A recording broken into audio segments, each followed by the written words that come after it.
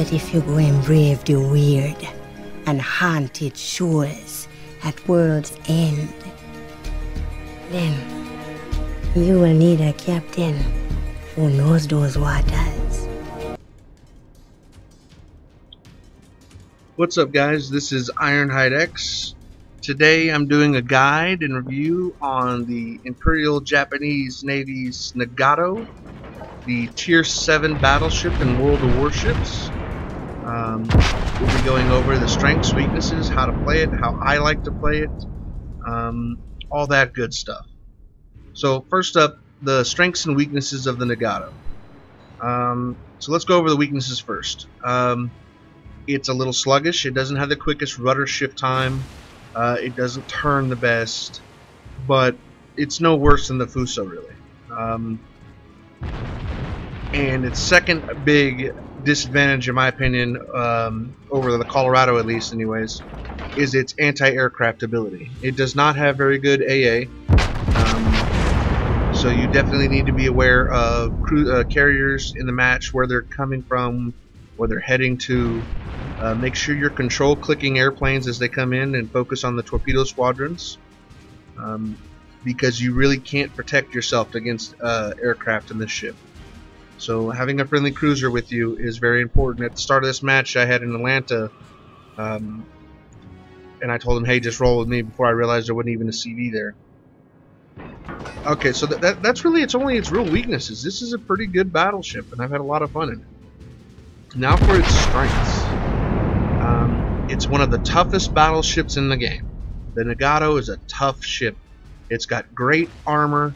It's got a lot of hit points.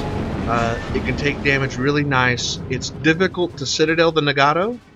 It's got smaller citadels than some of the other battleships. So overall, this thing can really soak up the damage a lot, as you'll see here. So I really like to push in the Nagato a lot, just because it can take so much damage.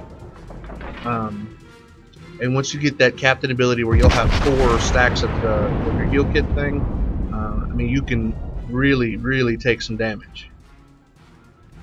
While this thing only does have 8 barrels, it only has 8 guns. They are bigger than the Fusos. You got 16-inch guns finally, and they're more accurate.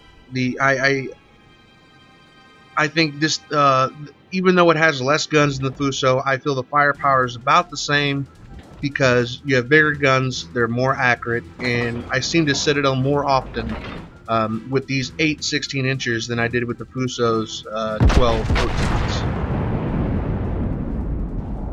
So the Nagato, like I said, it's got really good belt armor, but it also got pretty good deck armor.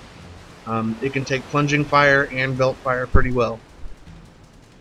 And some of the tactics I use in my Nagato, like I said, I like to push a lot with this ship. I like to lead pushes. One of the big things that annoys me most in game is that the battleships just kind of stay on the edge of the fight and don't lead a push. If you push in a battleship and you angle properly, the only real big threat to you really is torpedoes and aircraft. So I was before I went into this little narrow slot here, I was making sure I wouldn't get torped from the side or something. I saw we had those 2 destroyers over there to my left, so I felt confident I could get through here without getting torpedoed. Even though this thing does take torpedoes fairly well, like I said, it's a very tough ship. It handles all kinds of fire very well. It handles torpedo hits well, and handles AP, HE. Oftentimes Atlantas, you know, those things, they get close, they can burn down battleships fairly quick. In this thing, a lot of times their shells will just explode on your side and not do any damage at all to you. Your armor can take most of that. So that Pensacola, he got a good hit on me, and I citadeled him. Like I said, this thing citadels really nicely. I tend to citadel with this much more often than the previous battleships in this line. So that's the strengths and weaknesses. Get riggedy wrecked, son.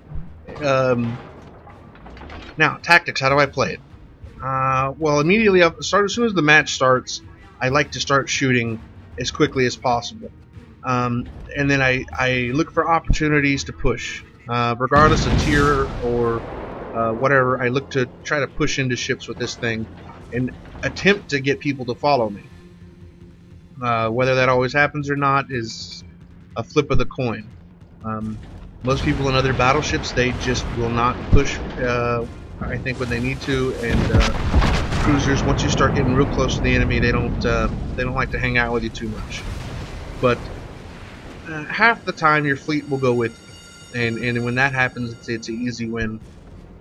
If you can get your whole fleet to steam with you towards the main enemy fleet, or at least a good chunk of your ships, and you're all angled towards them and shooting, sliding your rear out and firing off your salvos that way, the enemy fleet's probably going to lose.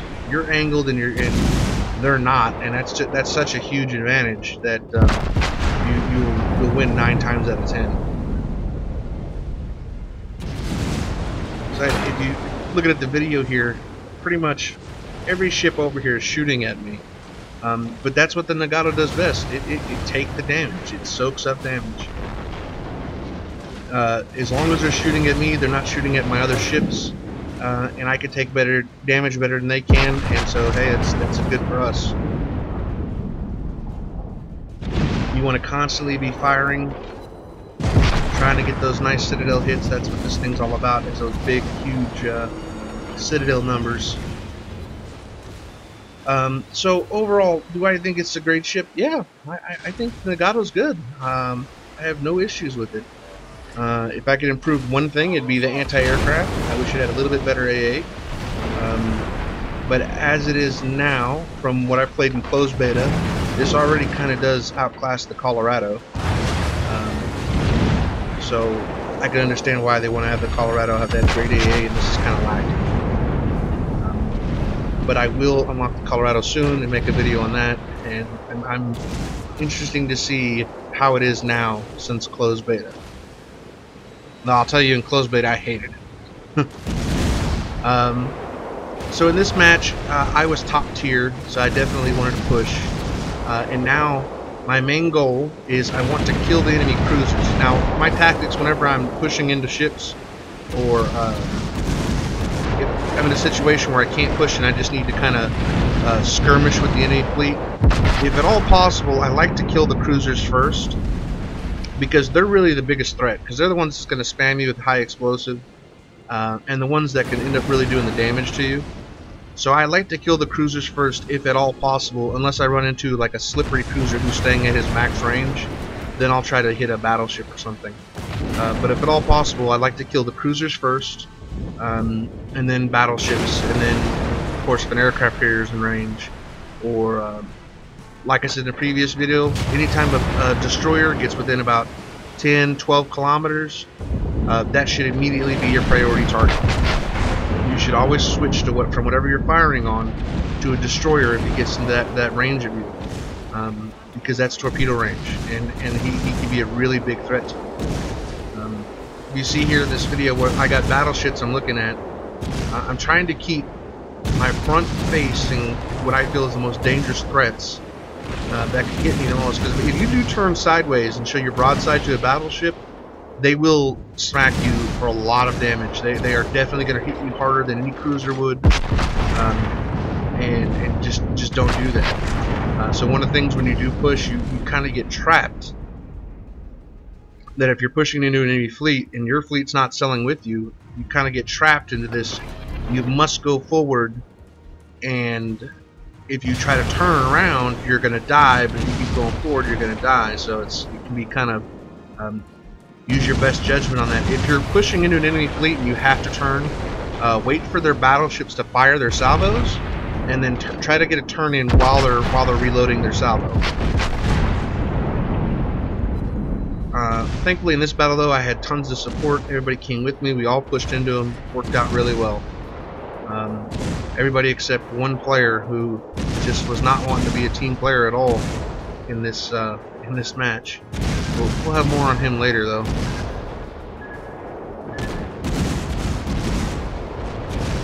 With the Nagato's 16-inch guns, I think The shell flight time is slightly less than the Fusos and Congos.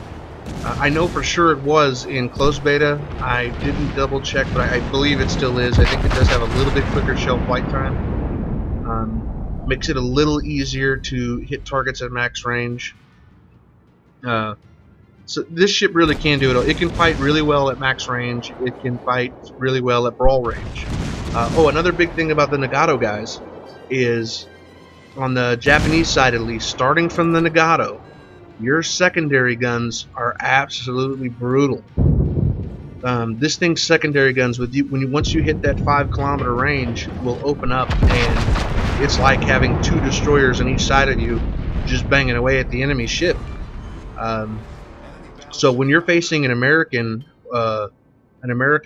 battleship or a Japanese battleship that is lower tier than you, that's tier 6 or below, your secondaries are much more effective.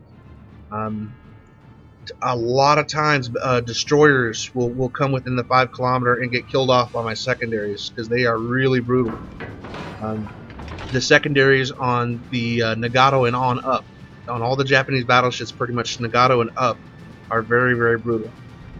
So really be aware of that. If you're in an American battleship and that Nagato and up is trying to push into you, he's doing that because he has the advantage. So if you can close into that brawl distance with the American battleship, while they do have more guns, as long as you angle properly and are shooting like you should, your secondaries can really tip the tide there, because they'll often light him on fire, and yeah, that's for you.